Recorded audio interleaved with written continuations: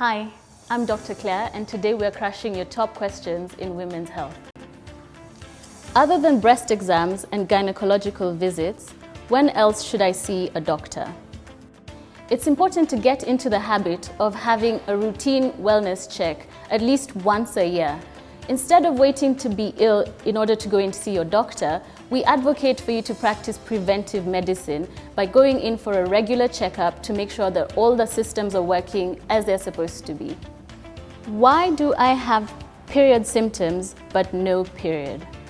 The first thing is, have you done a pregnancy test? If you have and it's negative, then there are several other issues that could be causing a delay in your period or for you to miss your period entirely. You may be on a form of birth control that affects your cycle and causes your period to be delayed or absent altogether. It's also possible that you're going through something in your life that is causing you extreme stress, and that would suppress your hormones enough to make you skip a period. Another important thing that you can consider is whether or not you've had an extreme change to your normal weight. We find that extreme weight loss as well as extreme weight gain can interfere with your normal menstrual cycle. Finally, you may be on medication to treat a different condition, and this medication has caused a suppression of your hormones. This as well would cause you to miss your period or have a delay in your normal cycle. Finally, let's talk about something that's commonly brought up and hardly ever addressed. How often should you really be coming in for a pap smear? We recommend that you have a pap smear at least once a year, but if you're not able to, or if you do have a pap smear and the test results come back normal, then once every 3 years is good enough. Some of the things to be familiar with when coming in to see your doctor is the instruments that we're going to use during the pap smear. Being aware of what to expect will help to alleviate some of your anxiety when it comes to the actual procedure.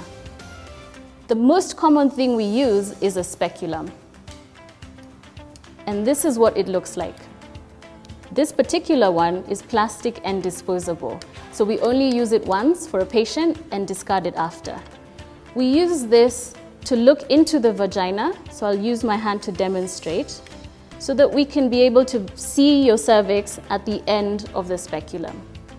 Once we're able to see your cervix, we're going to use a brush, very much like this one, insert it through the speculum, rotate it a few times, and take the sample away to the lab. For that part of the exam, you barely feel a thing.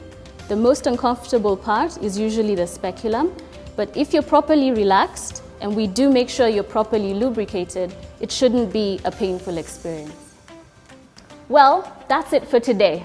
For more fun and informative medical information, follow us on Tibu Health.